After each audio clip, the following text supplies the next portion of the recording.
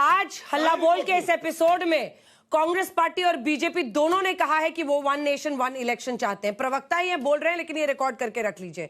इसी के साथ मेरे शो में ही आलोक शर्मा जी ने कहा है कि जीएसटी काउंसिल में आप पेट्रोल डीजल को जीएसटी में लाइए, क्योंकि उससे भी कीमतें घटेंगी। पता है 15% 20% तो वही घट जाएगा, हम लोग जितना पैसा दे रहे हैं। दोनों पर सहमति बनी है। अब देखते हैं जीएसटी काउंसिल में क्या होता है और अब देखते हैं उस कमेटी में क्या होता है जो कि वन नेशन वन इलेक्शन के लिए बनाया गया है। अश्विनी जी, अब आप बात बोलिए और मैं आपको कोशिश करूंगी कि मैं संरक्षण दूं।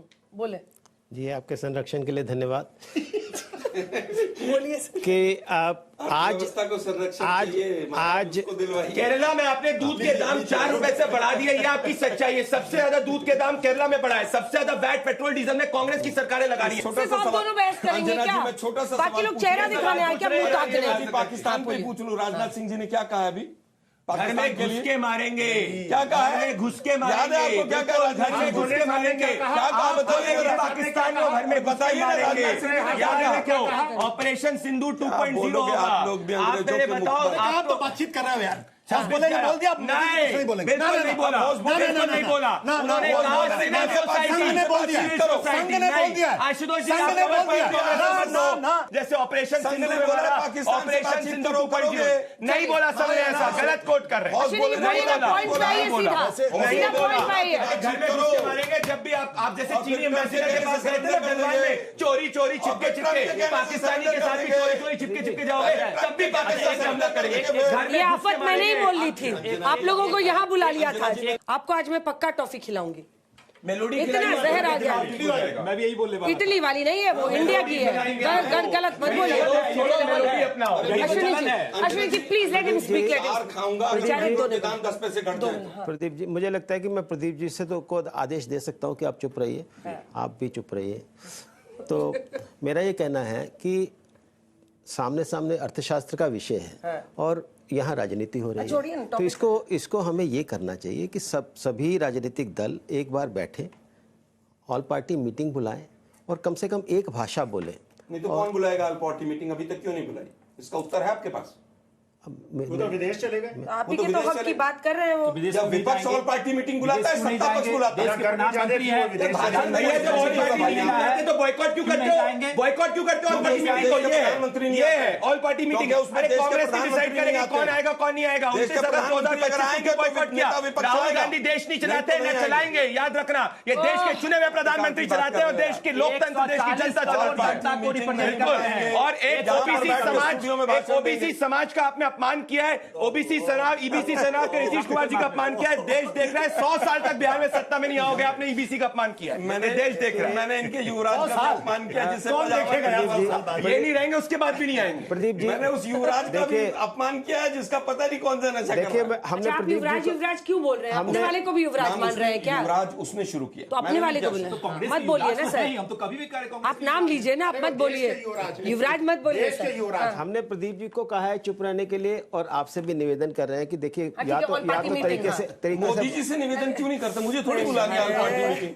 ऑल पार्टी मीटिंग आप मोदी जी को चिट्ठी लिखिए, आज ही लिखिए, यहीं बैठ के मैं कागज में देता हूँ। आप मुझे आपके कागज की जरूरत नहीं। आप एक बार बोलने तो दीजिए। आप बोलते रहेंगे क्या? बोलिए। मतलब ये क्या तरीका है? बताइए ना। This is not way, no way. तो मेरा ये निवेदन है कि आज ये अंतर्राष्ट्रीय समस्या है, लेकिन राष्ट्रीय समस्या तो है ही।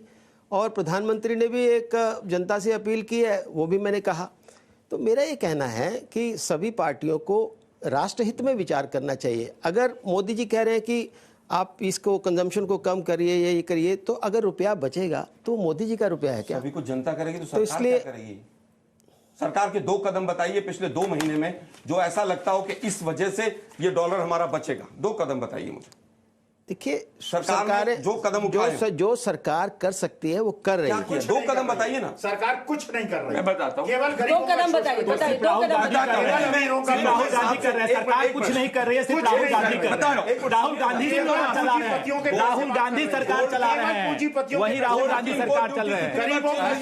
अरे प्रधानमंत्री जी ही सब कुछ कर रहे हैं। 30,000 मेट्रिक टन एलपीजी प्रोडक्शन था एक क्राइसिस शुरू होने के पहले, 50,000 मेट्रिक टन क्रॉस हो चुका है। यूनाइटेड स्टेट्स ऑफ अमेरिका के अंदर 48% पेट्रोल के दाम बढ़े, 40% बढ़े, भारत में 3% बढ़े। ये सरकार कर रही है। अगर कांग्रेस होती तो कहती 8 बजे के बाद पेट्रोल पंप बंद कर दो, कांग्रेस होती तो कहती आइसक्रीम जो है वो मत खाओ। यही है, आपको इलॉजिकल देश की जनता कहती है, तभी 12 साल से यहाँ बैठे हो और आने वाले 25 साल भी बैठोगे। ये सच्चाई है। एक एक तथ्य कर रहा है। 12.5 घंटे तो रिजाइन कर दो तेलंगाना से, रिजाइन करो तेलंगाना से, रिजाइन करो केरला से। केरला में कंप्लीट किया। ओ केसी वेणुगोपाल जी धन्यवाद। क्यों केरला से रिजाइन करो ना, क्यों केरला से रिजाइन करो। आलोक शर्मा एक काम करो, राहुल गांधी को चिट्ठी लिखो। आलोक जी एक राहुल गांधी को चिट्ठी लिख दो, वो लोग केरला से रिजाइन करेंगे। ये सच्चाई है। बारी से प्लीज सबसे बड़ी समस्या है कि माननीय प्रधानमंत्री जी ने बिचौलिया संस्कृति और इस तरह भ्रष्टाचार पे जो चोट पहुंचाया है, और डीबीटी के सर एक मिनट, डीबीटी के माध्यम से जो लाखों करोड़ों जो है लोगों के, गरीब लोगों के खाते पहुंचाने का काम किया। असली प्रॉब्लम यहां इन लोगों को लगता है। सवाल पूछूं आपसे? मेरा सवाल यह है कि ये नोट जो है ये 97 के पार क्यों जा रहा है, अगर सब कुछ अच्छा है तो? इसका जवाब देखिए ग्लोबल क्राइसिस तो मैंने पहले का चुनौतियां है। अरे ग्लोबल क्राइसिस तो अभी हुई भाई, तो बोल रहे हैं चुनौतियां हैं। सरकार चुनौतियों को नहीं ढक रही है, सरकार चुनौतियों को नहीं ढक रही है। बस अंतर इतना ही है, अंतर इतना ही है। मैं जोड़ना चाहती हूँ, क्योंकि एक सेकंड प्लीज, क्योंकि मैं चाहती हूँ कि इकोनॉमिक्स पर है। नहीं, विदेशी मुद्रा भंडार हमारा अभी दुरुस्त दिख रहा है, इतना कम नहीं हुआ है अभी, वो 690 अरब डॉलर के आसपास है। क्यों रुपया गिर रहा है, इसकी वजह क्या है? देखिए बहुत सारे इसमें इश्यूज होते हैं, जैसे बैलेंस ऑफ पेमेंट की उन्होंने बात की, और अभी जो वैश्विक स्थिति है, जब हम लोग का एक्सपोर्ट कम हो रहा है और इंपोर्ट ज्यादा हो रहा है, दोनों सारा चीजें बहुत सारी।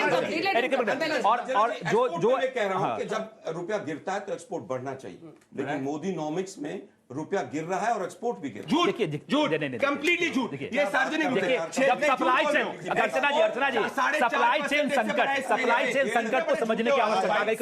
सप्लाई चेन संकट को जब समझेंगे तो भारत चाह के भी बहुत सारे जगह पे माल नहीं पहुंचा पा रहा है। सप्लाई चेन संकट सिर्फ भारत के लिए नहीं है, सप्लाई चेन संकट पूरे विश्व के लिए है। और सप्लाई चेन संकट जो है आर्थिक मंदी का बहुत बड़ा फैक्टर है। जो माधव जी आपको मालूम, इंडिया टुडे ने एक सर्वे किया था 1.5 साल पहले, पौने 2 साल पहले, जिसमें सवाल पूछा गया था कि आपकी आय बढ़ रही है या घट रही। 65% लोगों ने कहा था कि आय बढ़ नहीं रही है। ये इंडिया टुडे का सर्वे है। ये क्यों ऐसा हो रहा, लोग क्यों गोल्ड खरीद रहे हैं? 97 पे आपका रुपया जा रहा है, सब कुछ चंगा है।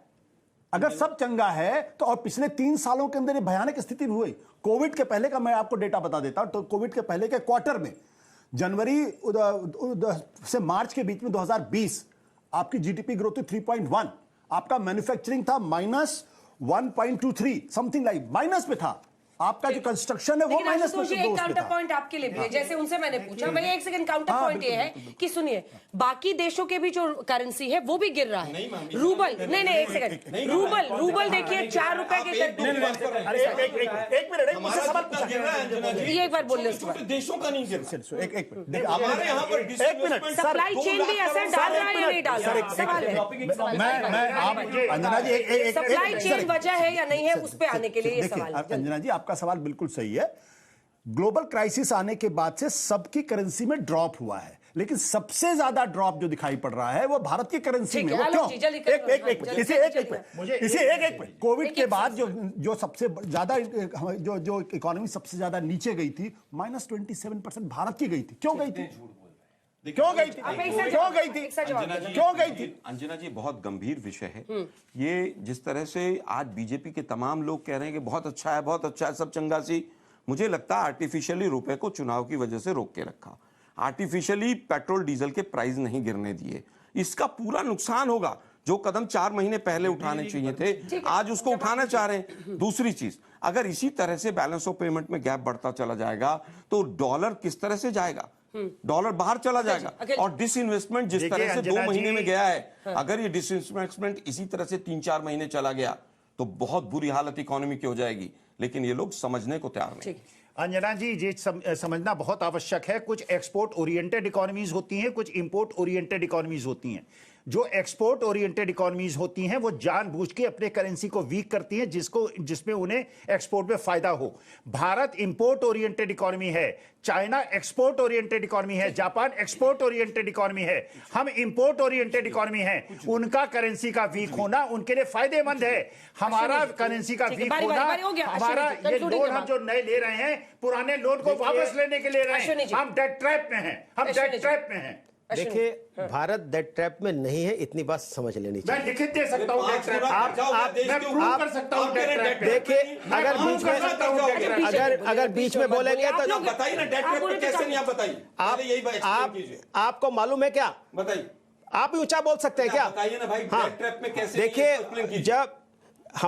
जब आपने छोड़ा था ना, तो उस समय 62% था जीडीपी डेट, और आज की डेट में 56% है। जब जीडीपी के डेट के, अरे आपको मालूम नहीं है कुछ, आपको मालूम नहीं है, चुप रहिए। फिर सर्वे 2025 का पढ़ लीजिए, मुझे भी बोलना आता है, पीएचडी इकोनॉमिक्स में ही है। हाँ, अगर मैक्रो इकोनॉमिक्स में अगर पढ़ा होगा ना, 56% है आज पॉलिटिकल साइंस में डिग्री नहीं है। अरे की बात अगर आपकी डिग्री, इसका मतलब सारे हाईवे इसका मतलब आपकी हैं, मैं सारे के सारे हाईवे मैं कुछ कह नहीं सकता। जहां एक टोल था वहां 6 मैं टोल आपकी है। डिग्री के बारे में कुछ नहीं कहूंगा, लेकिन ये इट्स ए फैक्ट। दिल्ली से आज 6 टोल हैं। अरे मत कीजिए आलोक जी, बहुत ज्यादा। दिल्ली बॉम्बे एक्सप्रेस पे मैं बता सब देखिए आलोक जी, अच्छा झगड़ा करने से तो कोई फायदा होगा नहीं। भारतीय अर्थव्यवस्था को हम लोग झगड़ा कर लेंगे, उससे इकोनॉमी तो मेरी अधिक हो जाएगी। लेकिन मैं हम लोग को यह भरोसा करना पड़ेगा, हम लोग को यह भरोसा करना पड़ेगा कि 140 करोड़ लोगों को प्रधानमंत्री जी कैसे रिप्रेजेंट कर रहे हैं। और प्रधानमंत्री जी ने जितने भी निर्णय लिए हैं, प्रधानमंत्री जी ने जितने भी निर्णय लिए हैं, देश हित में निर्णय लिए हैं। और प्रधानमंत्री जी ने जो 7 अपीलें की हैं, प्रधानमंत्री जी ने जो 7 अपीलें की हैं, उस 7 अपीलों को अगर हम लोग अक्षरशः पालन करें तो भारतीय अर्थव्यवस्था अस्थिर विकास और विश्वास भारतीय अर्थव्यवस्था में बना रहेगा। आशुतोष जी ने इंडिया टुडे की सर्वे की बात बोली। इंडिया टुडे के सर्वे को वापस से कोट करता हूं, वही सर्वे कहता है कि 48.88% लोग सरकार के इकोनॉमिक मैनेजमेंट से खुश है। आधा इन्होंने कॉमा लगाया था। दूसरी बात, हिंदुस्तान में कोई डेट ट्रैप नहीं है। हिंदुस्तान के अंदर इंफ्रास्ट्रक्चर 10 गुना ज्यादा है यूपीए के समय से। ये झूठ बोला। चाइना $2 ट्रिलियन इंपोर्ट करता है, हम $900 बिलियन इंपोर्ट करते हैं। चाइना हमसे 3 गुना ज्यादा इंपोर्ट करता है। चाइना को इंपोर्टेबल इकोनॉमी झूठ बोलते हैं आप। सच्ची बात यह है, दुनिया के अंदर ग्लोबल एनर्जी क्राइसिस है, भारत में लीस्ट इंपैक्ट पड़ेगा, इतना आश्वस्त हम आपको करना चाहते हैं। चलिए इसी के साथ इस बहस का अंत करते हैं। आज मुसीबत मैंने खुद मोल ली थी, मैंने सबको यहाँ बुला लिया था। बहुत धन्यवाद आप सभी का।